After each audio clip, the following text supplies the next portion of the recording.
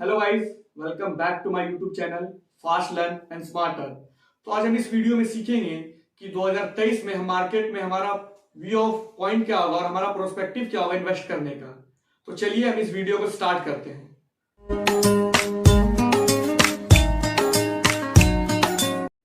New year में हमारे पास एक परफेक्ट प्लान होना चाहिए कि हम स्टॉक मार्केट को कैसे टैकल कर सकते हैं। और पहली बात जो मैं बताना चाहूंगा, आपके जो 6 मंथ के एक्सपेंस है उसका आपके पास जो है वो लिक्विड फंड होना चाहिए। मतलब अगर आपका खर्च अगर 20,000 रुपए है तो तकरीबन 1,20,000 या फिर 1,30,000 तक आपके पास लिक्विड फंड होने चाहिए। इट मीन्स कैश में या फिर बैंक में, जिससे आप अपने जो फाइनेंशियल प्रॉब्लम जो आगे हो सकते हैं, क्योंकि जैसे कोविड का टाइम आपने देखा बहुत अनसर्टेन था वो, मतलब लोगों ने एक्सपेक्ट नहीं किया था, पूरे लॉकडाउन था और आजकल वैसा कुछ भी हो सकता है। तो इसलिए लिक्विड फंड होना कुछ जरूरी है। और आपको स्टॉक मार्केट में ज्यादातर उन्हीं पैसों को इन्वेस्ट करना चाहिए या फिर ट्रेड करना चाहिए जिन पैसों को आप बहुत लंबे समय तक आपको उन पैसों का यूज नहीं है या फिर वो आपके स्पेयर फंड्स है। लेकिन देखिए, स्टॉक मार्केट का एक हमें ये दिखाया गया हमेशा कि अगर आप 90s में इन्वेस्ट कर रहे होते तो आज उसकी वैल्यू क्या होती। तो मुझे लगता है इस तरह की जो ब्लाइंडली इन्वेस्टिंग है वो हमारे मार्केट से खत्म हो चुकी है। या फिर ये बात अब ऐसा नहीं होगा कि आप किसी एसआईपी मोड में आप पैसा डालना स्टार्ट करें और 10-15 साल तक अगर आप उसमें इन्वेस्टेड रहे तो उसमें आपका पैसा बन ही जाए। मुझे नहीं लगता, क्योंकि ये मेरा अपना पॉइंट ऑफ व्यू है, आपका कुछ और भी हो सकता है, लेकिन मेरा यही है कि स्टॉक मार्केट में आपको स्मार्टली इन्वेस्ट करना है। मतलब अगर आप देखें तो हमारा जो स्टॉक मार्केट है एक ऑल टाइम हाई लगा चुका है इस साल भी। और देखिए, मैं एक एग्जांपल लेता हूं यहाँ पे जापान का। जो जापान का निकेई था वो 1985 से लेके 1990 तक उसने वो 4 गुना हुआ। मतलब उसका जो ऑल टाइम हाई है निकेई का वो 40,000 है। लेकिन 90 के बाद जापान की जो इंडेक्स है निकेई वो अभी तक दोबारा जो अपना ऑल टाइम हाई है 40,000 का उसको टच भी नहीं कर पाई है। और ऐसा वो लगभग 30-32 सालों से हो रहा है। और ऐसा नहीं कि जापान की जो इकोनॉमिक पेस है वो बहुत स्लो है। अगर इंडिया में या फिर वर्ल्ड में पूरे लीडिंग कार मैन्युफैक्चरर का देखे या फिर एक्सपोर्ट इंपोर्ट का देखे तो टोयोटा नंबर 1 पे है। और जो इन्वेस्टमेंट बैंक्स है वो सॉफ्ट बैंक वो उनकी बहुत ही अच्छी कंपनी है। लेकिन स्टॉक मार्केट का एक ट्रेंड रहा है, वो किसी भी स्टॉक मतलब जो एफआईज है या फिर वहां के जो डोमेस्टिक इन्वेस्टर्स हैं, वो अगर एक जगह आप इन्वेस्टेड होने के बाद वो स्टॉक मार्केट का हमेशा एक ट्रेंड रहा है, वो हमेशा एक नया कंट्री ढूंढती है। और जैसे आप अब चाइना का ले ले। चाइना का अगर 2000 के आसपास देखें तो कहीं ना कहीं वो अमेरिका से कंपीट करना स्टार्ट कर चुकी थी।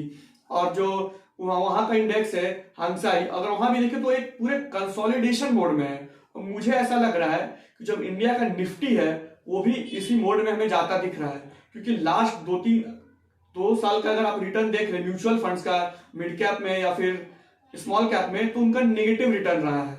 मतलब अगर आपने एसआईपी मोड में पैसे लगाए या फिर म्यूचुअल फंड से तो पैसा नहीं बना है। और अभी आप देख रहे होंगे कि इंस्टाग्राम पे ये ट्रेंड चल रहा है कि जो 2022 में वो हमारा इंडिया मार्केट पूरे एशिया का मतलब बेस्ट मार्केट परफॉर्मेंस था। लेकिन मुझे लगता है कि ये सिर्फ लोगों को भटकाया जा रहा है, क्योंकि ऐसा कुछ भी नहीं था। अगर आप 2021 में देख ले, 2021 सितंबर या फिर नवंबर के आसपास हमारे मार्केट ने ऑल टाइम हाई लगाया था। निफ्टी 18,608 को टच की थी।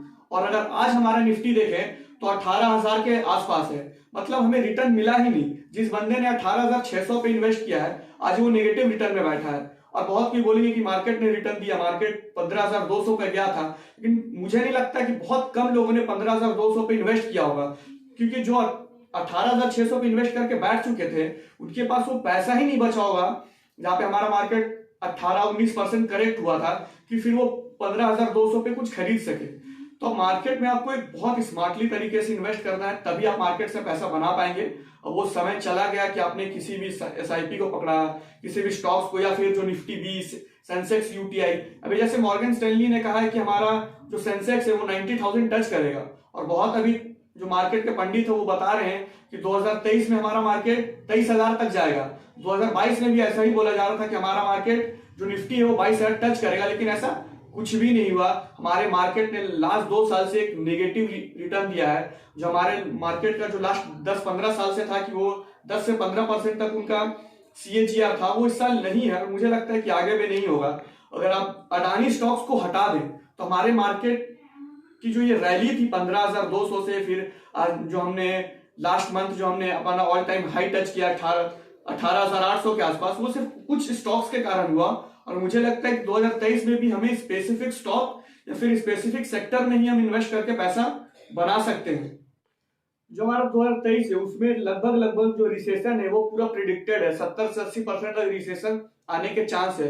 और जो हमारा ग्लोबल सिनेरियो है वो भी बहुत ज्यादा वर्स्ट है, क्योंकि अब देखिए रशिया यूक्रेन वार का लगभग 1 साल होने वाले हैं और बहुत से अदर कंट्री यूक्रेन को जो है वॉर एमुनेशन दे के वो अपने वॉर को बहुत ज्यादा प्रोलॉन्ग कर रहे हैं। और जिस तरह से पुतिन की अगर आप एज देखें तो दिन पे दिन बढ़ती जा रही है, और उस एज में या फिर उस मेंटल स्टेटस में लोग किसी भी तरह के डिसीजंस ले सकते हैं। तो ये भी हमारा एक है जिसके कारण जो हमारा ऑटोमोबाइल सेक्टर है, क्योंकि देखिए इस वॉर के कारण अभी भी जो एक्सपोर्ट और इंपोर्ट है वो बहुत बेहतरीन तरीके से नहीं हो पा रहा, या फिर आप क्रूड ऑयल ले ले या फिर गैस ले ले, जिसके कारण ये कहीं ना कहीं किसी सेक्टर पे बहुत ज्यादा इफेक्ट पड़ रहा है। अगर स्टॉक मार्केट से अगर आपको पैसे बनाने हैं तो आपको अब लेवल इन्वेस्टिंग करना होगा। ऐसा कि मतलब जैसे भी मुझे तो लगता है अभी 18,000 के लेवल पे तो हमें इन्वेस्ट करना ही नहीं चाहिए। जब मार्केट 17,000 पे आए वहां से आपको एक्यूमुलेट करना स्टार्ट करना पड़ेगा। और अभी लोग चिल्ला चिल्ला के बोल रहे हैं कि बैंक लो बैंक लो। मुझे ऐसा लगता है कि आपको बैंकिंग में तो अभी अगर आपके कुछ शेयर्स हैं, मतलब अगर आपका पोर्टफोलियो बना है, आपकी कुछ होल्डिंग्स है, तो आप वहां से निकलने की कोशिश कीजिए, क्योंकि बैंक निफ्टी है वो अपना ऑल टाइम हाई लगा चुकी है, अभी 43,000 के आसपास चल रही है। और जो पीएसयू बैंक है वो सारे अभी ओवर वैल्यूड है। अगर आप तो अब मुझे नहीं लगता कि आप बैंक्स में पैसा लगा के अभी कमा सकते हैं। लोगों का कहना है कि हमारा बैंक निफ्टी जो है वो लगभग 50,000 टच करेगा।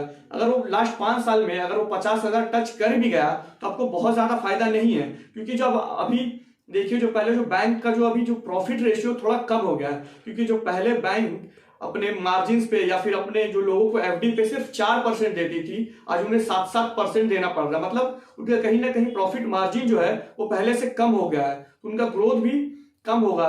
और अभी 7%, और मेरा एक ये भी आपको सजेशन है एज अ फाइनेंशियल एडवाइजर, मैं आपको एक एडवाइस करना चाहता हूँ कि जो आपके जो पुराने एफडीज है आप उनको तोड़कर फिर न्यू एफडीज में आप इंटर कीजिए, क्योंकि जो पुराने एफडी है वो आपको 4-5% का रिटर्न दे रहे हैं, और अभी जो मार्केट में करंट रेट चल रहा है एफडी रेट का वो 7% है। तो ये भी आप इस तरह से भी आप इन्वेस्ट करके तो अभी जो आपको पीएसयू बैंक या फिर बैंक सेक्टर में भी बहुत ज्यादा आपको इन्वेस्ट नहीं करना है, क्योंकि अगर आपको जो वहां रिटर्न मिलेगा मुझे लगता है वो आपको बैंक ही दे देगी 7%, 6.5%। मतलब अगर आप 5 साल सिर्फ अगर आपका एफडी में पैसा रह गया तो लगभग आप 30 से 35% का रिटर्न बना सकते हैं। तो आपको बहुत ज्यादा अपने कैपिटल पे भी रिस्क लेने की जरूरत नहीं है। और तो अभी जैसे आपको अब सेक्टर वाइज आपको इन्वेस्ट करना है, तो अभी जैसे लोग बैंक कर रहे हैं, मुझे बैंक से अच्छा भी लग रहा है आईटी सेक्टर। जरूरी नहीं कि यहाँ से भी आईटी सेक्टर थोड़ा करेक्ट हो सकता है, लेकिन जो अभी उसका वैल्यू है, उसके शेयर्स के प्राइस है वो कहीं ना कहीं रीजनेबल है। आप यहाँ से उसको एक्यूमुलेट करना स्टार्ट कर सकते हैं। और जो मेरे इसके बाद मैं एक सीरीज स्टार्ट करने जा रहा हूँ जिसमें मैं आपको सेक्टर वाइज एनालिसिस करके बताऊंगा कि ये सेक्टर हमारे जो 2023 का जो फाइनेंशियल ईयर है उसमें उनका परफॉर्मेंस कैसा रहेगा। और मैं कुछ स्टॉक्स भी आपको बताऊंगा जिसको आप अपने वॉच लिस्ट में रख सकते हैं। तो इन्हीं एडवाइस के साथ मैं आज इस वीडियो को समाप्त करता हूं। अगर आपको मेरा वीडियो अच्छा लगता हो तो आप चैनल को सब्सक्राइब करें और वीडियो को लाइक करके बेल आइकन दबा दें।